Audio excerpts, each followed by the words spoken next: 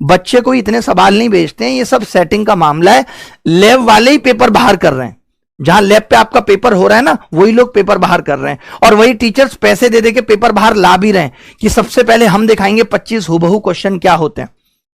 ये वही सेम चीज है जो 2017 में भी हुई थी, जब पेपर लीक के खिलाफ हमने लड़ाई लड़ी, मामला सीबीआई तक गया था। ऐसे उसने पूरे सवाल भेज दिए, ऐसे ऐसे सवाल भेज रहा है कि सर कॉन्ग्रुएंसी पे आया सवाल, PQ 21 और एक दिन में कर रहे हैं, इतने तो हम गणित के टीचर हैं, सब पहचान लेंगे।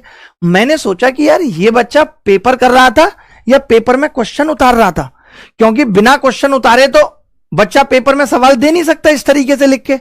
जबकि एसएससी ये नोटिस निकाल चुकी है, आप एसएससी का नोटिस देखिए, एसएससी ये नोटिस निकाल चुकी है कि किसी भी स्थिति में आप एग्जाम के दौरान, जब तक कि ये एग्जाम चल रहे हैं 26 तक, तब तक किसी भी क्वेश्चंस को disclose, publish, reproducing, transmitting, storing, facilitating नहीं कर सकते।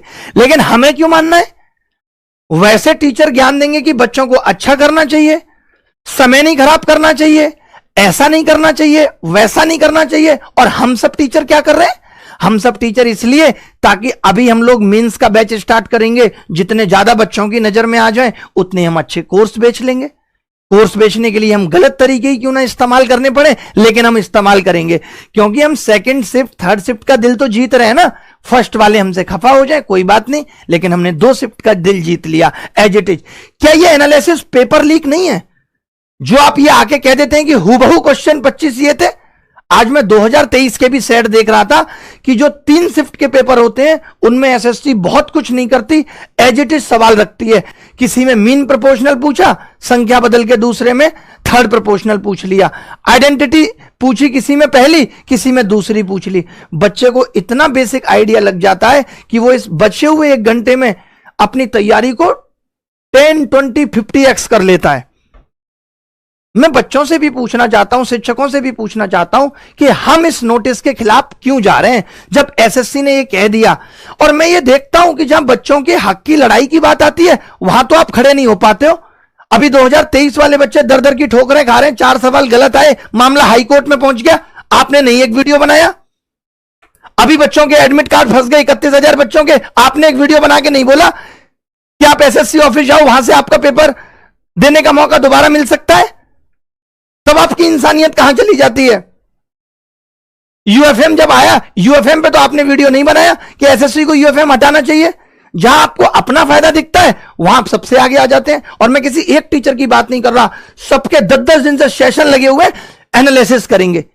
What the analysis? Paper leak है ये। पेपर लीक पे तो आप लोग बहुत आवाज उठाते हैं, पेपर कैसे लीक हो गया, और ये क्या है? जब मुझे मालूम है, मुझे एसएससी की वीकनेस पता है कि एसएससी सेकंड शिफ्ट में भी वही पूछेगी जो फर्स्ट में पूछ रही है, तब तो ये पेपर लीक ही हुआ ना। उन बच्चों का क्या कसूर जिनका पहली शिफ्ट में एग्जाम पड़ गया? किसी के हाथ में तो होता नहीं है कि मैं पहली शिफ्ट में डालूंगा। और जो बच्चे अब 26 तारीख को देंगे उनके पास तो बचे कुछ 15 दिन बहुत अच्छे हैं। बट नहीं, हमें तो मजा आ रहा है, कराओ एनालिसिस, होने दो किसी का नुकसान, क्या फर्क पड़ता है? जब पहली शिफ्ट में बच्चा जाता है ना तो उसके मन में एक डर बैठा हुआ होता है, क्या पूछेगा। अब पता लग गया अच्छी खासी डीआई पूछ रहा, और अब लग रहा है कि कहीं से कोई 25 क्वेश्चन बता दे कि कौन से शिफ्ट में आए हैं, फर्स्ट शिफ्ट में, हम भी वैसा वैसा पढ़ के चले जाएंगे। ज्यादा नहीं तो 10-15 सवालों का तो आइडिया लग ही जाएगा कि एसएससी ऐसा पूछ रही है। अगर यही करना है तो फिर साल भर पढ़ाने की भी क्या जरूरत है? 25 क्वेश्चन लोग आसानी से आउट कर ले रहे हैं। हालत यह है, नाम नहीं बताऊंगा, कि पेपर के बीच में ही 10 क्वेश्चन आ गए थे कि ऐसा पेपर आया लैब से। कोई भी लैब वाला थोड़े से पैसे लेकर के आपको क्वेश्चन भेज दे रहा है और हम हीरो बन जा रहे हैं। हाँ भाई, ये क्वेश्चन आए थे, ऐसा पढ़ के चले जाना, तुम्हारा सिलेक्शन हो जाएगा। मैं जानना चाहता हूं कि आप अपने दिल से पूछकर बताइए कि क्या यह सही है। मैंने भी इससे पहले 2023 में भी जब एनालिसिस कराया था तो मैं रियल मॉक एनालिसिस कराता था और जिसमें बताता था कि इस तरीके के मोस्ट इंपॉर्टेंट सवाल हैं जो पेपर में आ सकते हैं। अभी भी जब ये एग्जाम आया हमने 2 दिन क्लास लगा के बताया कि ये मोस्ट एक्सपेक्टेड सवाल हैं, 400-500 ये हम पढ़ लेंगे। बट जब आज एनालिसिस की बारी आई, मैंने सोचा कि यार, जब मुझे बच्चे मैसेज करते हैं, बच्चों के लिए इतना बड़ा नाइटमेयर बन गया है कि वो ये दुआ करते हैं भगवान से, भगवान मेरा पेपर पहली शिफ्ट में ना पड़े।